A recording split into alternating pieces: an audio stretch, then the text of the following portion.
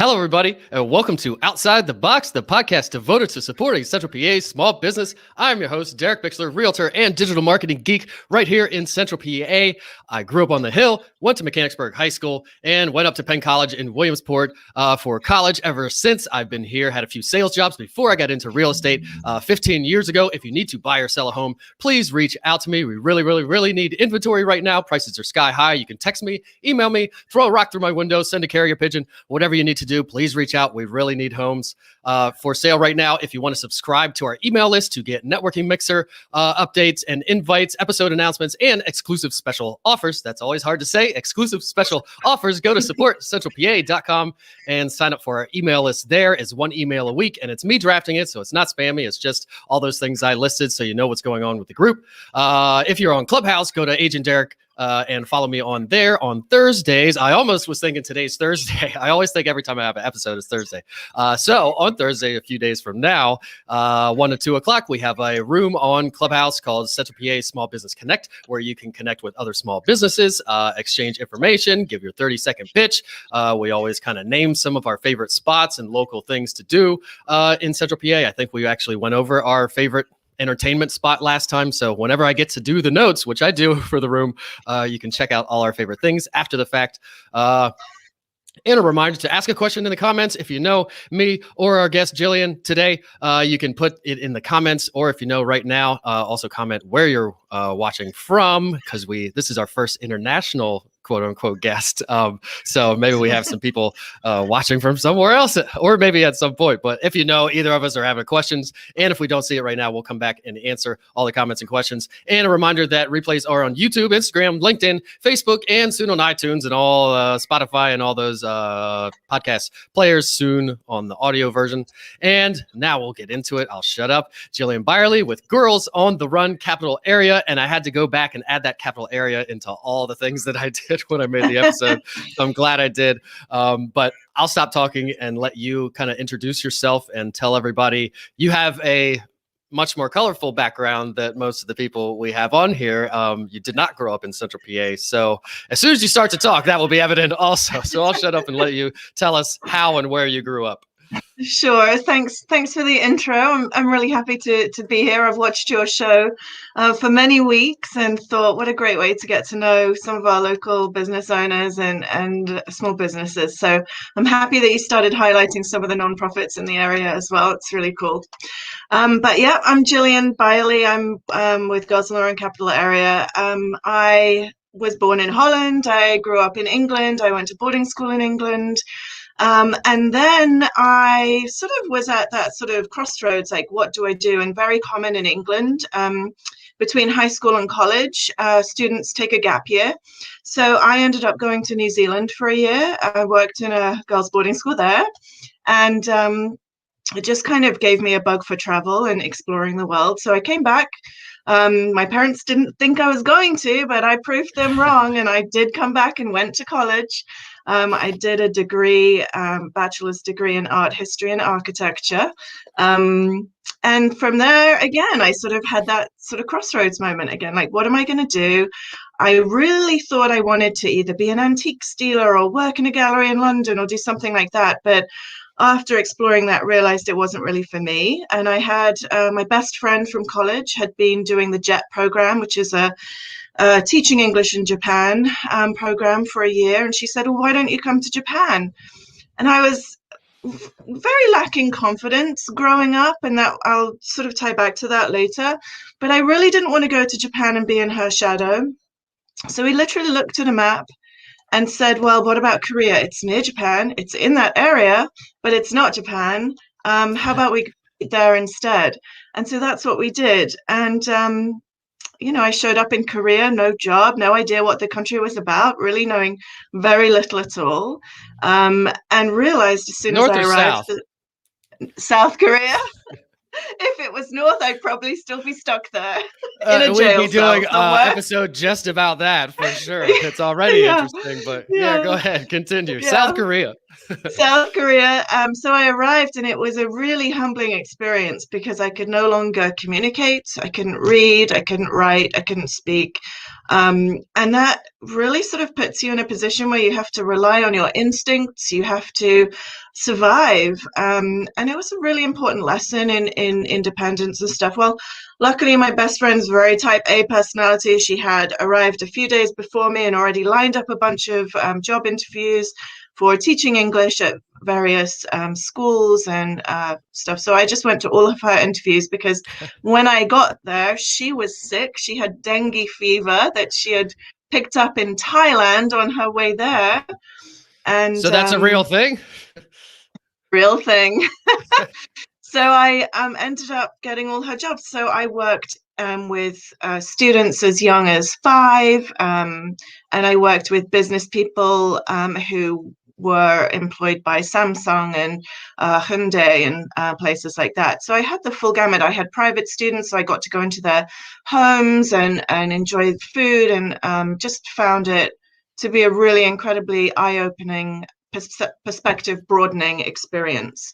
And from there, I ended up there for a few years and used it as a base to travel all around Southeast Asia, Cambodia, Thailand, the Philippines, Malaysia, many different places. And then, unfortunately, my best friends, and a really good friend of mine died while we were there. And he had been researching and writing a book about Tibetan Buddhism. So that kind of forced us again to have one of those moments where you just take a step back and take stock of everything and sort of start to think about what's important. And which place was this?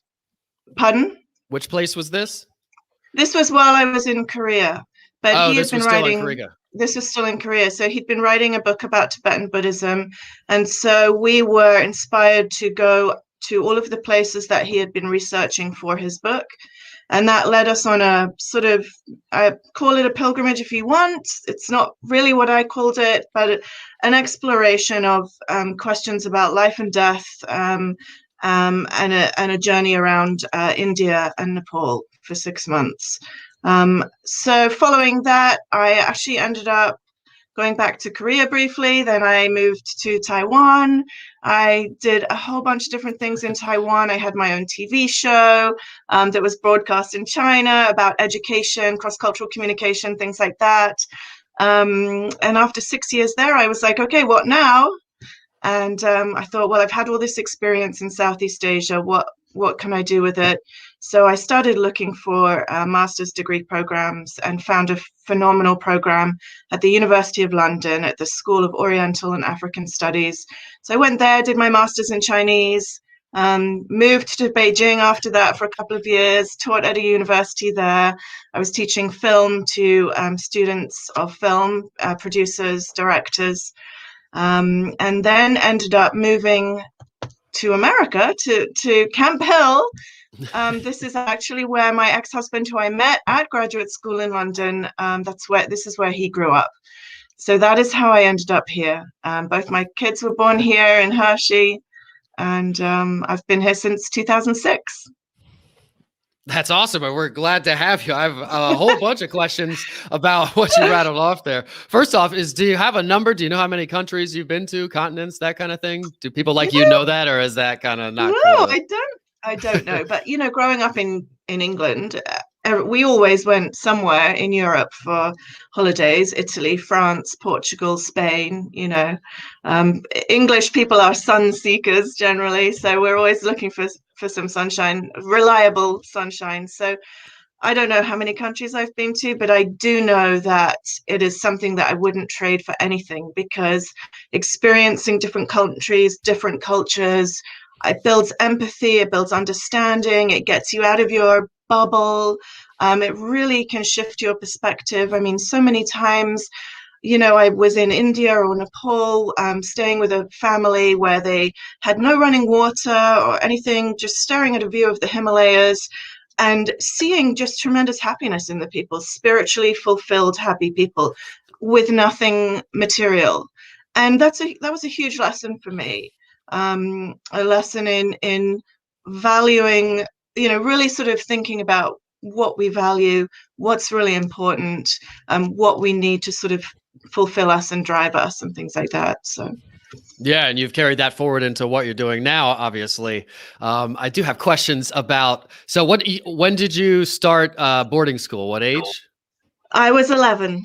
11. Okay, because my mom went to British boarding school in Zambia. Mom, Zimbabwe or Zambia? I always get it mixed up. If my mom is that one person watching, which sometimes it is, she could correct me later. But she does watch these at some point, usually.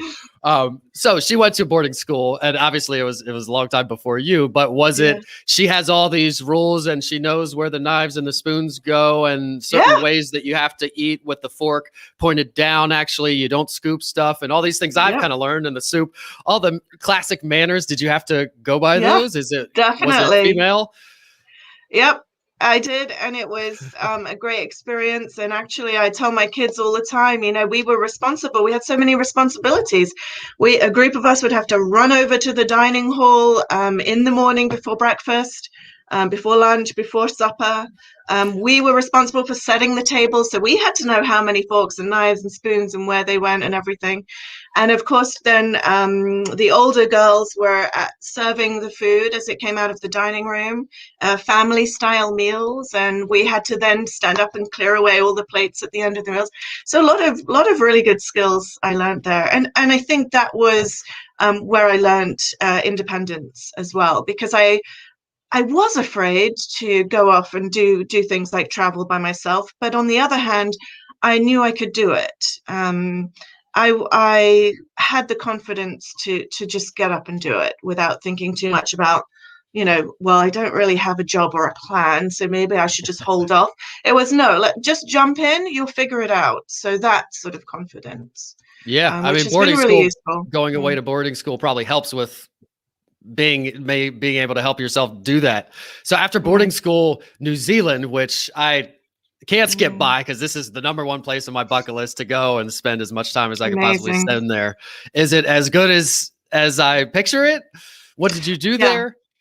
So I worked at a girls' boarding school. I trained I became on an athletic team, so I was teaching girls, track and field stuff, and then also competing for a team whose coach actually ended up going to the Olympics in 1992 with the Olympic team, New Zealand Olympic team. One of my running partners actually ran, this may mean nothing to anybody here, but with Paula Radcliffe, who's quite a famous winning runner from England, and I just had the most incredible time. And I traveled as well. I did what they call a Contiki tour, which was basically like I don't know if you have an equivalent here, but basically a bus tour for sort of under 25s. And so we took a bus around the South Island. We did all of with alcohol. Oh yeah, definitely with alcohol, with bungee jumping, and all of those traditional New Zealand adventure sports. It was really fun. That's awesome. So if somebody wanted to go to New Zealand, would you Google one of those? There's probably a package that you could do one of those, maybe. I mean, this was a long time ago now. I'm sure they probably still exist. What was the term you used? Everything's on Google now, right? Yeah. Yeah. What was the term? It was a Contiki tour. Gotcha. Okay. Yeah. And what's the best time to go? Because well, what's the climate like? Kind is it of like the here? Reverse seasons, right? So it was odd because Christmas was in summer, so that was a strange experience. But it's beautiful all year round. It does get really hot in the summer, and you definitely have to wear your hat and your sunscreen because the ozone layer is very thin there. But any time of year. What's amazing about New Zealand is that there's places where you can go, and places I went, where you can literally go into the mountains and ski and then come down to the lake at the bottom and sunbathe on the same day, so it's an incredible place. It has everything. Beautiful, incredible scenery. I climbed a glacier there. I did a ton of different stuff there. Every sort of microclimate you can imagine. It's absolutely beautiful. Amazing beaches, everything. Yeah. Yeah, you don't even know. So I meditate every morning, and part of my meditation is looking down over New Zealand every morning I picture this trip that I'm going to take, some blah blah blah. So it's really close to my heart, and I'm very very Well, jealous of you spending time don't there. go just for a week. You've got to go for at least a month. I know That's that's 3 months alien is the to goal, which is Americans, why I but have to. It has to be far yeah. off in the future. Yeah, totally. Yeah, a week it wouldn't even be worth it. I'd be very very sad leaving. Oh yeah, you can't. And if you're going to New Zealand, you might as well hop over and go around Australia as well, which I also did. So Exactly. I figure yeah, 3 months, at least a month there, and then maybe a couple months or 2 months there, and then another. yeah. Yeah. Awesome. And hopefully I want to take some kids too. So who knows how that'll go. Um, so before we move on to what you're doing now, and obviously all this stuff that you've done has led you up to this very obviously. I would like to know how many languages you know, and can you say hello in some of them right now? Oh my gosh. Well, you have to know It's been a Chinese. long time since I've studied any languages, but I started at age 9 at my school. We had to learn Latin. So that was a big underpinning of different things. And then at boarding school, we had a little bit of German, and I lived in Germany for a while. My parents lived in Germany for a while I was at boarding school. We had to learn Spanish. I studied French since I was 9. And then, of course, Chinese was a big part of my master's degree.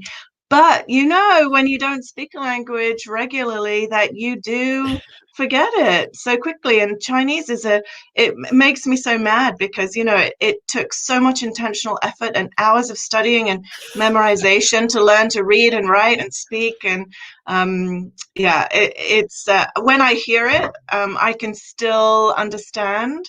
But when I go to speak it, I'm like, which language am I picking from and how does it? Yeah, but Yeah, a and when you quick get that hello in many, Chinese would be ni hao. okay. So, Nice. As in Korea, they speak English a lot, right? It's pretty Americanized in South Korea, um, no? Or no, no? they speak Korean. They have their own language as well. But I think they realized early on, because I was back there in 1995-ish, that English was going to be very important in terms of they were just opening up then. And so from a business point of view, they had already recognized that it was going to be important for them to learn English. And so that's why I was teaching kids as young as 5. Yeah. So yeah, definitely people now, I imagine it's changed a lot since I was there. But yeah, I think they recognized that it was an international language and important from a business growth point of view.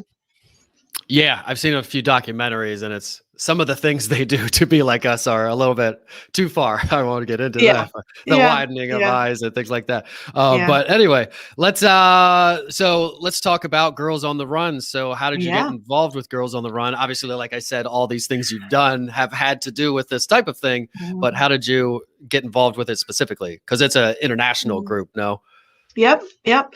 So, when I moved to the US, I actually was working at the YWCA in Harrisburg. So they work with homeless women and children and victims of domestic violence and abuse.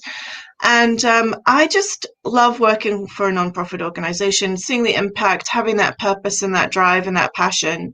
I absolutely loved it, and I learned so much and worked with some phenomenal leadership and people in that organization as well.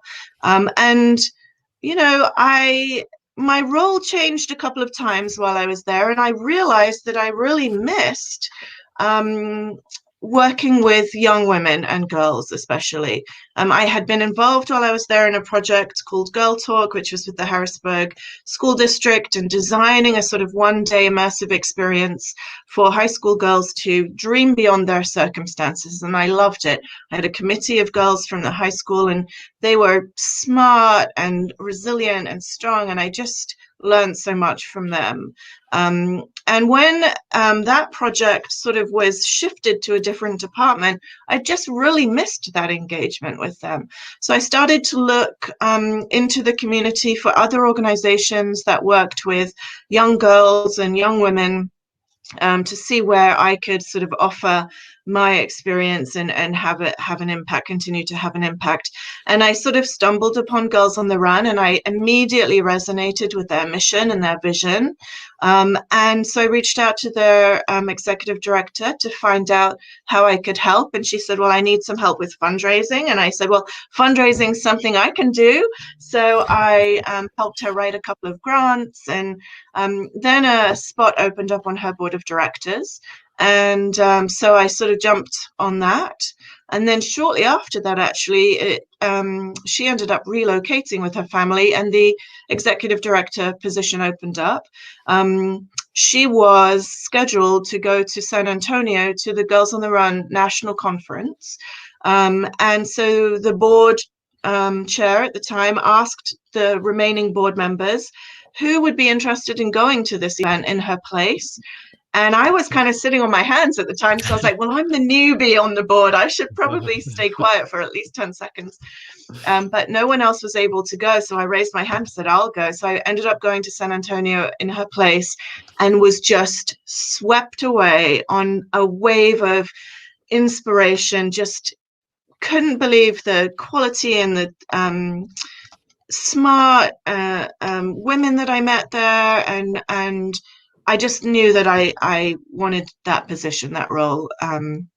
So I came back and I threw my hat in the ring, and thankfully they saw, fit to select me as the executive director to succeed her. And I'm just so happy they did. And it's been 7 years actually this week. And I just know that I landed in the right place, thankfully. So when you were missing the engagement with the young girls and everything, and so what did you do? You just kind of Googled empowering women charities, or what did you do? Yeah, exactly that. And then this was an existing chapter of Girls on the Run. Mm-hmm. Yeah. So this chapter had been formed in 2011, very grassroots, and had started to really snowball a little bit. And so I sort of picked up the leadership role at a perfect time. I mean, the foundation and the footprint had been put in place. So I had a really strong foundation on which to build, and I was able to, grow the program from there and expand the number of counties that we serve. Initially, we started in Dauphin and Cumberland counties. But we have now expanded. We now are 17 counties, essentially throughout central Pennsylvania, from York up to Center County. So many counties, in fact, that I included that in my description, and it made it too many characters for certain platforms that I had to delete that part out because it wasn't essential. But it was a lot of counties, and yes. I forget how many you went from to how many you have now, how many people you serve. We went from 6 to 17. So essentially, the pandemic had an impact on our neighboring council to the north, Girls on the Run of Central Pennsylvania, and they just financially were not able to sustain themselves through the pandemic. So we were asked to take that territory over, because we have been fortunate enough to build a really strong financial reserve, and we did not. We looked at the situation and said, well, it's very risky to sort of take on a big expansion during a pandemic, but we also knew that we couldn't let that opportunity for those girls go away, because the program is so important, and because of the pandemic, even more important, the skills and the tools that the girls learn to sort of get them through a huge challenge like this in their lives, a big trauma in many cases. So we knew we had to do it, and so we very recently took it on, beginning of January. And, are very busy right now, just really sort of learning about the communities, because obviously we don't have a presence there. We did not, unfortunately, inherit any staff people. We did inherit some really passionate and dedicated volunteers, and they are helping introduce us to people and understand the community better. So that's kind of where we're focused at the moment. And then we took on York County as well. York was being facilitated by the YWCA of York. And again, it just made more sense for our organization with a single focus on girls and Girls on the Run to take over the management of those programs as well. So within the sort of raising of a hand at a board vote during a meeting, we expanded from 6 counties to 17. So a little bit daunting, but... You said Lancaster too? No, Lancaster has a phenomenal chapter going. They are really robust and strong and have fantastic leadership there. So we work closely with them, but we are separate. Yeah. Yeah, I was going to say, because York, that's a pretty big population when you take on York and York City and all that and everything else you named. And then if there was also Lancaster, which I'm guessing is a larger population. So that's good. Maybe you don't have to deal with that. But it's awesome that you took over those. So is it kind of like Big Brothers, Big Sisters, where there's a national umbrella, international in this case, I guess, but then each locality is completely independent. You raise your own funds. You do everything yourself. How does that work? Exactly. Same way? Yeah, exactly. So our national headquarters, the national program was founded in 1996, became a nonprofit officially in 2002, and is headquartered in Charlotte, North Carolina. And yes, most of the other chapters, it grew very organically. There was an article in Runner's World magazine about this fledgling program, and people started reaching out and saying, we want to do it here, we want to do it here. And it just started to grow. And so now there are over, I think about 200 local chapters in all 50 states. And Pennsylvania actually is the most densely covered because we have, I think, about 10 chapters in I hesitate to say exactly how many because of the mergers that have happened, but I think it's 9 or 10. So most of the state is covered by Girls on the Run programming if anyone is interested in getting involved or getting their kids involved. So that's awesome. And between you and the Lancaster chapter, you've got pretty much the whole center of the state covered. Yes. Yeah, that's awesome. So tell everybody a little bit about what you actually do at Girls on the Run. So Girls on the Run provides programming for preteen and teen girls, so girls in 3rd through 8th grade. It is focused on improving their social, emotional, and physical health, and on helping them develop the life skills that they need to navigate their lives with confidence, to dream bigger, and to accomplish whatever they want to. It's designed to increase their confidence, their self-esteem, and to provide that sort of support network for them, because a lot of the program focuses on building relationships, understanding what friendship means, being a friend, having friends, how do friends make you feel, that kind of thing, as well as labeling emotions, understanding that there are no bad emotions, but some emotions are more comfortable than others. So being able to talk about those comfortable and uncomfortable emotions and communicate thoughts and feelings, stand up for themselves and others, all things like that, skills that they transfer then to their daily lives at home, at school, in their clubs and activities outside of Girls on the Run, and honestly into their future as well. Of course, a core part of the program is movement, or running in our case. And I was going to say, where does the running come in? I know, right? So running is really just a tool to teach them you can set and accomplish a big goal, a goal that seems unrealistic or impossible. But when you put all these support pieces in place, and when you learn these skills, that you can do it. And so for our girls, it is really about that journey, the journey of improvement and building skills and building relationships and realizing, connecting to their limitless potential. And that's what we do. So we have programming. So it's a 10-week program usually. It's a little shorter because of COVID. So this season it's actually an 8-week program. We just wanted to make sure it wasn't disrupted because of the pandemic. And they meet twice a week for 90 minutes. So over the course of these 16 lessons, they are really getting to know each other well and uplifting each other, and learning these skills and practicing these skills.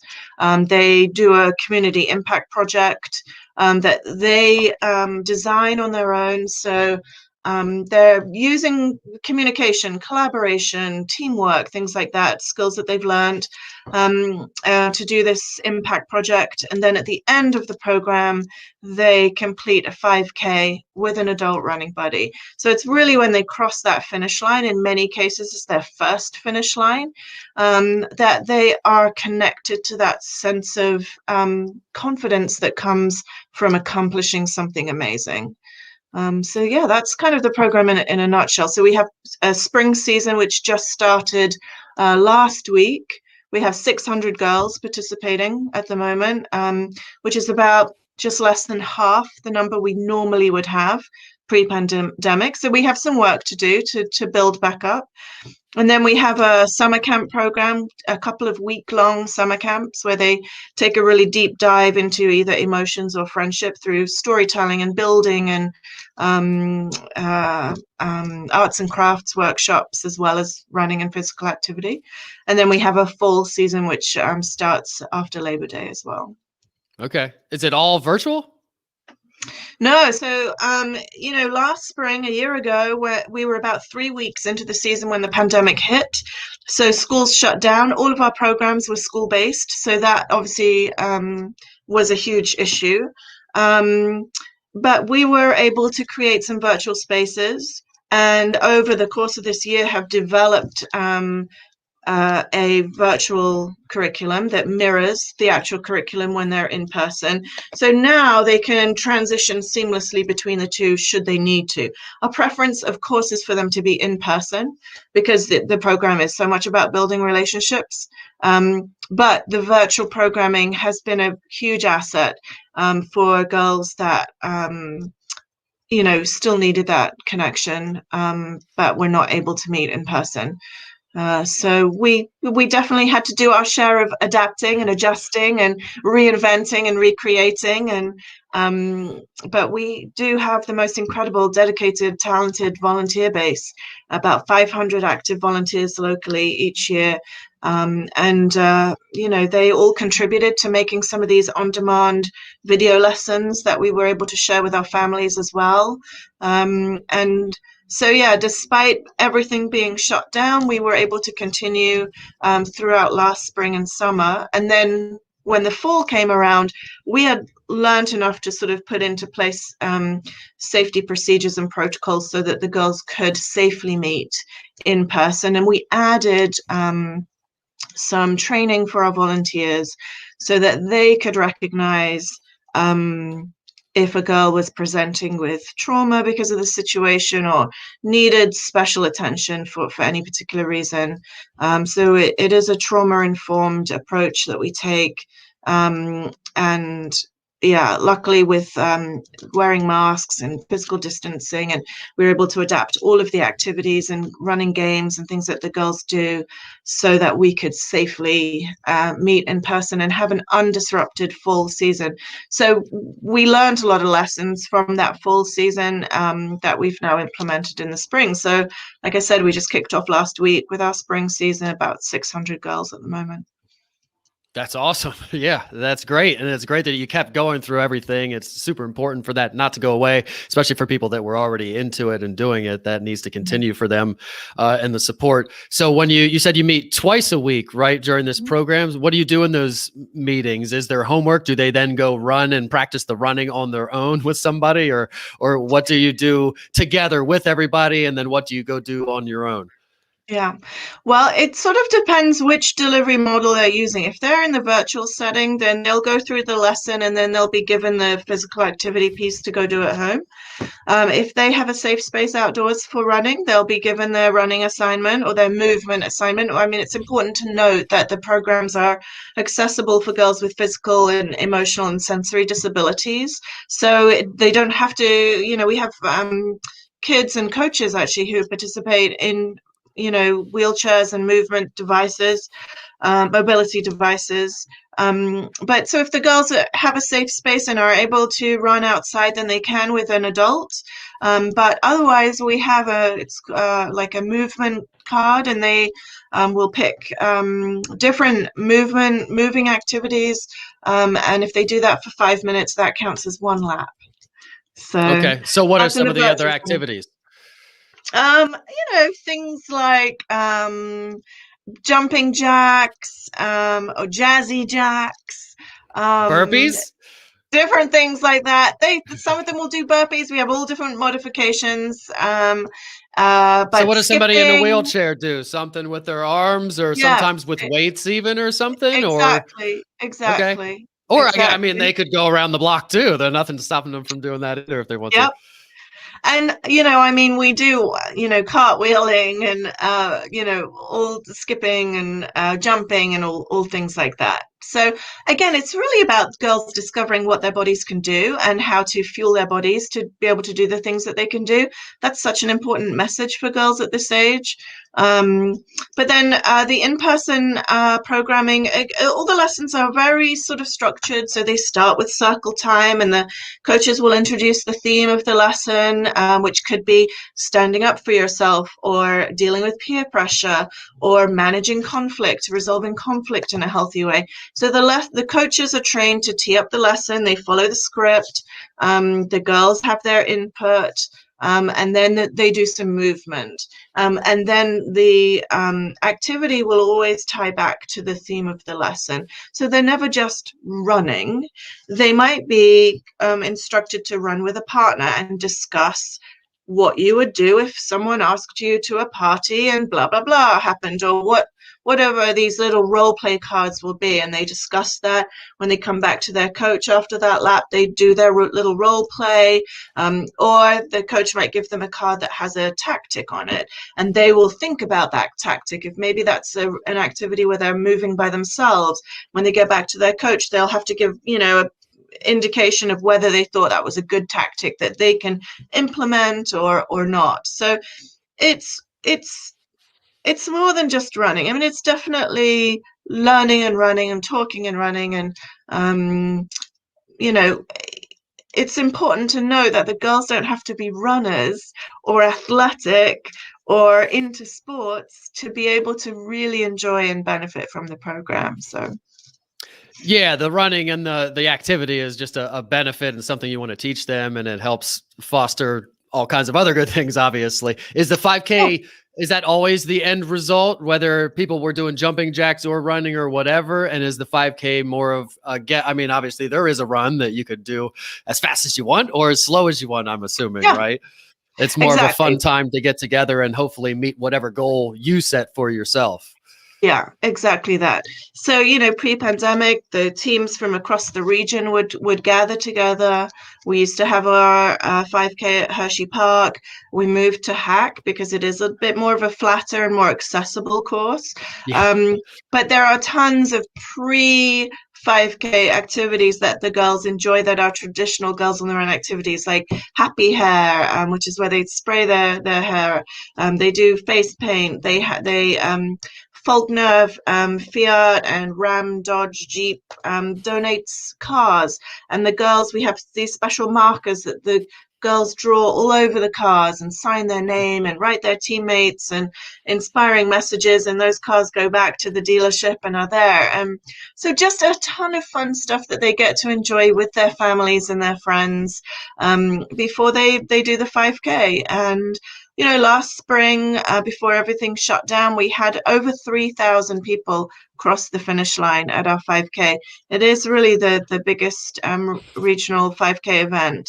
So we really would love to be able to get back to that in the next year or two. This season, though, and as an adjustment to the pandemic, the girls did smaller site-based 5K events just with their team, their coaches, their family and friends. And we provided a 5K in a box for them, which had many of those same activities for them, obviously not a car, but everything else, a fun finish line, snacks, drinks, everything. So they did a 5K in a box at their site. It's funny you say that because I'm on committees for, I think it was a Big Brothers, Big Sisters committee thing for some event.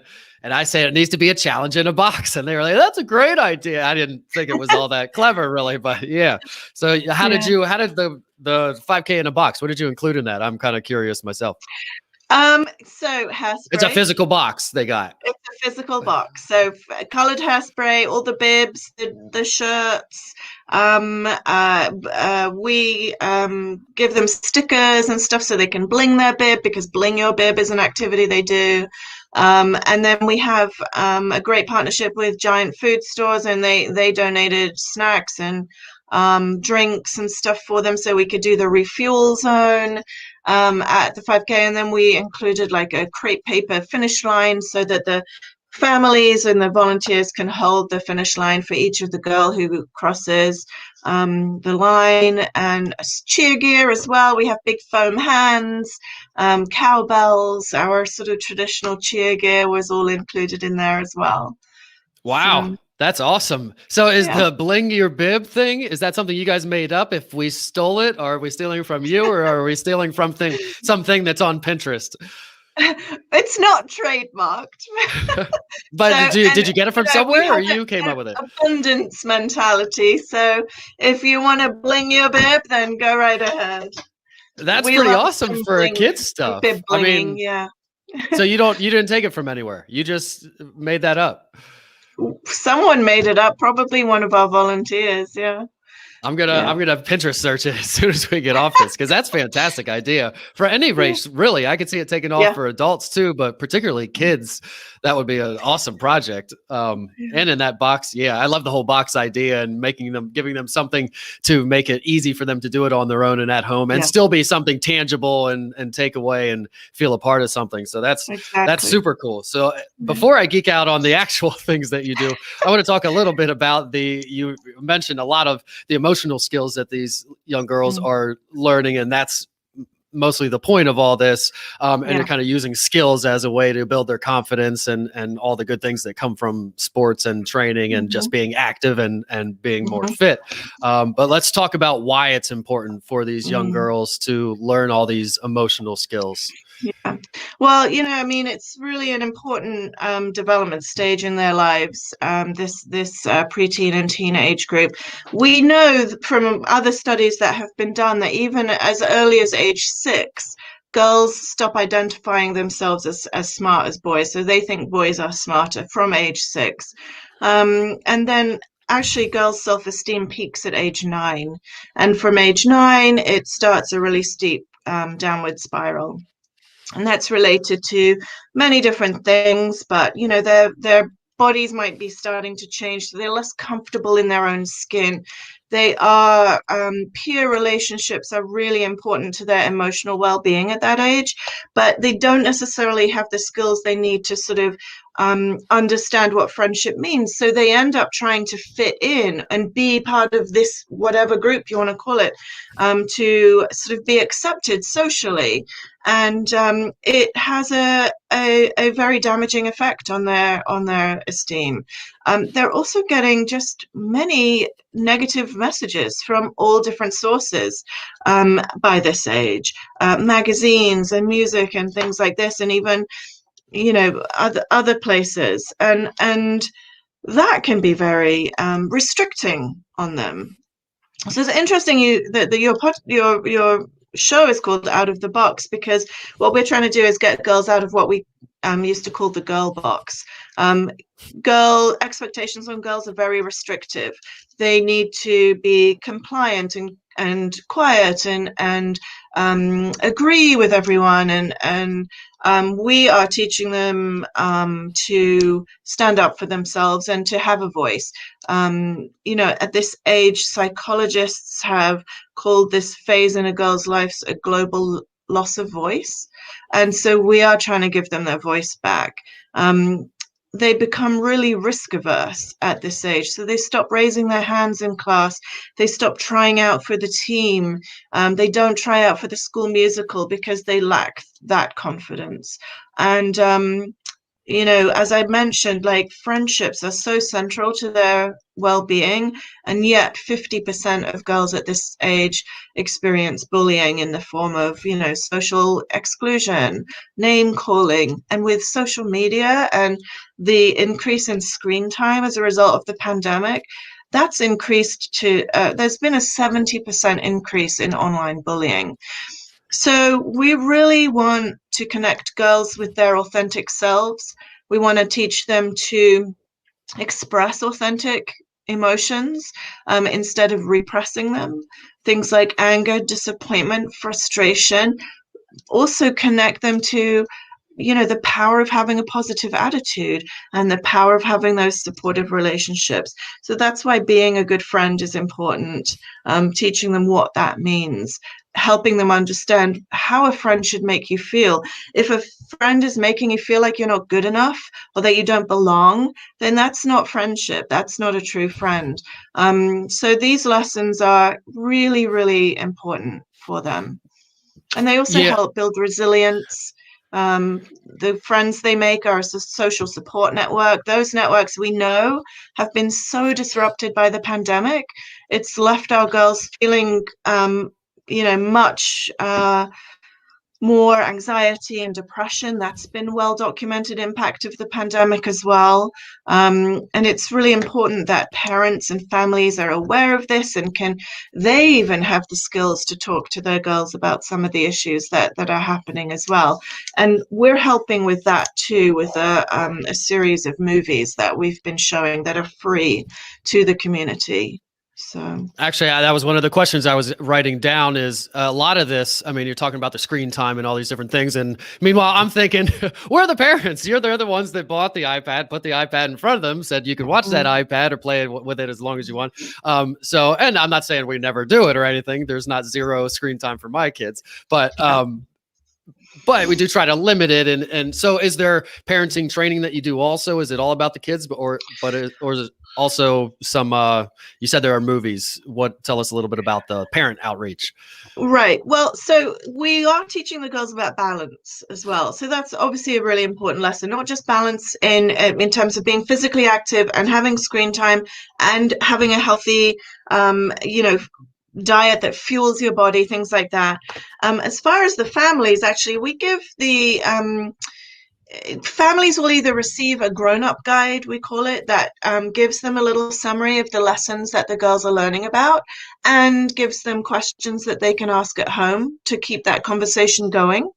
They also receive a weekly email from us, which has the same information in it. So we're trying to sort of, if they don't have access to email or whatnot, they get a book. Oh, it's not in a book like that. But if they do, they can read the weekly emails. So we are really trying to engage them in the process for the girls. But outside of that, we have this series of 3 movies that we're showing jointly with Capital Blue Cross. The first one has already happened. That was it's an Indie Flix documentary movie called Angst. And it was teens and young adults sharing their experiences with anxiety and depression in a very powerful, honest, authentic, and compelling way. So we put together a panel of experts in youth and teen psychologists and school psychologists and things, so that the families could actually ask their own questions and learn some of the tools that they can use to have open conversations with their kids about some of these topics as well.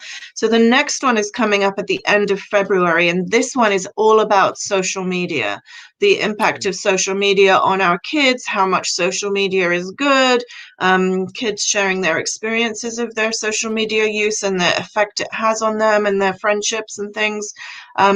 So that's coming up on April 29th. And it's called Like. It's also a documentary movie by the same group, Indie Flix. And these are really well done, powerful movies. And these are open to the entire community. You do not have to be participating in Girls on the Run or anything to register and watch these movies. It's a virtual event. And again, we will have a panel discussion. So parents and families and caregivers can ask questions to these experts that we've put together as well. And then the final in the series is called The Upstanders, and that really is in response to this increase in bullying. So that film focuses on bullying, what we can do about it, how we can talk to our kids about it, all of that stuff. So all that's on the website, you think, which we'll bring up in a little bit for everybody, but they can find all these events on your website, correct? Website, Facebook page, and they can also email me directly, and I will be happy to provide more information about all of them. Yeah. Awesome. And we'll bring that information up in a little bit. But before we go to our funny question, which has nothing to do with anything, it's just a fun question, I also want to ask you, do you see anything changing right now? Obviously, there are probably more people right now like yourself teaching young girls these things than there were even 10, 20, 30, 40, 50 years ago, for sure. So do you see things changing now and in the future? Where do you see the progression right now, and where's it going? Yeah. I think since I started, there has been a noticeable shift. You have companies like Always doing their Like a Girl campaign, showing that girls can be strong, and that throwing like a girl is not an insult, it's a compliment, or running like a girl is a compliment because you have to keep up. I think it was Mia Hamm and her coach who said that. And there are sort of more and more inspiring role models for girls out there. And that's important. A shift from businesses to, make sure that they are, understanding that the messaging and the words that they use need to be positive. They need to be inclusive. They need to not be sexist. I mean, all of these things are really important. And, it ties all back into what we do in terms of trying to introduce our girls to inspiring, positive role models, in our volunteers, but also in our summer camps, introducing the girls to women who are in different industries, maybe more male-dominated industries in many cases, but helping them understand that nothing is off limits. If you have the focus and you have the support behind you and you have the self-confidence, that you can go for it. But I am really happy to see more companies being more intentional about their outreach and how they're communicating in a way that is more sensitive to, or with a more view to equality and women's empowerment as well. And I think that came up this week, right, with the NCAA basketball tournament and the difference between the men's locker room or the weight room and the women's weight room. I mean, it's relevant, it's important, it's happening now. We will stay focused on it. We are evidence-based, and we have a lot of longitudinal data specific to Girls on the Run that really shows compelling evidence of the impact of our program. So I think if someone's looking to get involved or they're looking to make a donation, that's something they would want to consider. Because like you said, there are more and more programs out there, and definitely we take that abundance approach. The more opportunities there are for girls to get involved in different things, I mean, we definitely support that. But I think families should really be selective in, what is my girl interested in, what is going to be the best environment for her to truly thrive. Our volunteers complete a 5-hour training that is Act 48 accredited. So that means if you're a teacher, you get professional development credits for doing our training.